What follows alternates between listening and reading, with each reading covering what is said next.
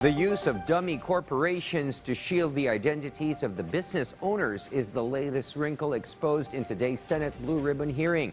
Though legal, the setup of such business fronts to protect or provide cover is usually for illicit purposes such as money laundering, bribery, Ponzi schemes, and tax evasions. The details laid out by our Daniel Manalastas in this report.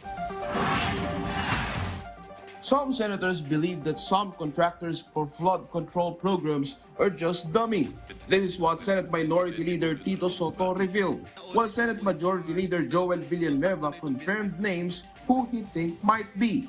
Dito sa top 15 na puro bilyon-bilyon ng racket sa flood control,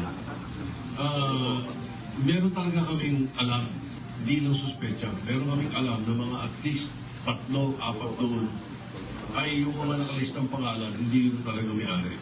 Merong mga malalaking kontraktor din na nasa likod ng iba doon.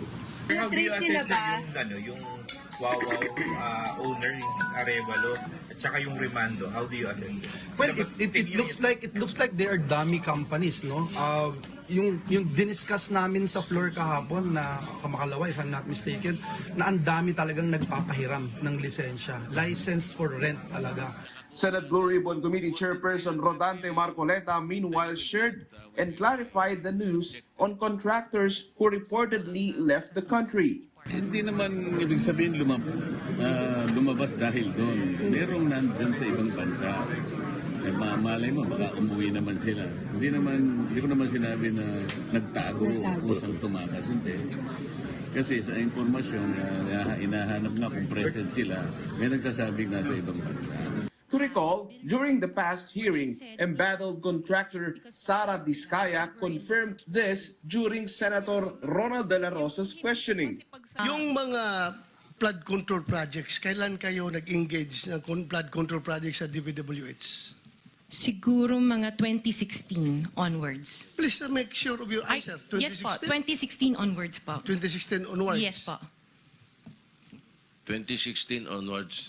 In simple logic, it happened during the time of former President Rodrigo Duterte. De La Rosa once again spoke his mind when asked about this. So what kung 2016, kung gumawa sila ng kalukuhan panahon na yun, dapat ibestigahan. So hindi dapat i-limit, sir, dun sa 2020 Wala, hindi. kahit during the time of... Alam nga, pera ng bayan yan eh, pera ng bayan yan eh.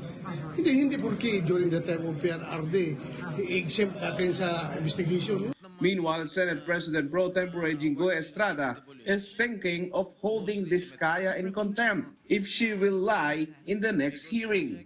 I'm contemplating on the idea of citing her in contempt. Dahil sa pagsisinungaling.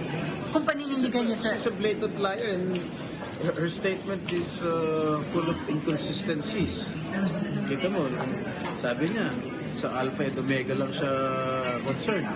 Tapos nung tinanong ko si St. Timothy, St. Gerard, nag-divest naman pero hindi naman totally nag-divest. Daniel Manalastas from the National TV for a new and better Philippines.